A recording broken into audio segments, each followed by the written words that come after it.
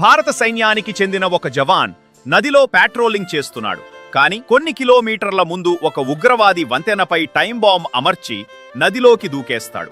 ఇక్కడ స్టేషన్ నుండి బయలుదేరిన ట్రైన్ కొద్దిసేపట్లో వంతెనకు చేరనుంది.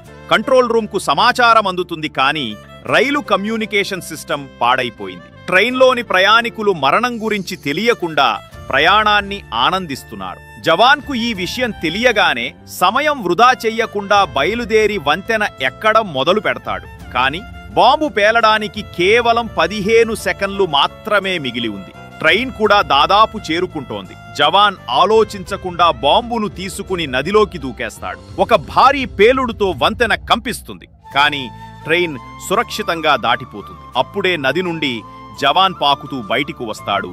అందరూ సురక్షితంగా బయటపడతారు. జవాన్ కోసం ఒక లైక్ చేసి ఇంకా ఇలాంటి ఏఐ వీడియోల కోసం మా ఛానల్ను సబ్స్క్రైబ్ చేయండి.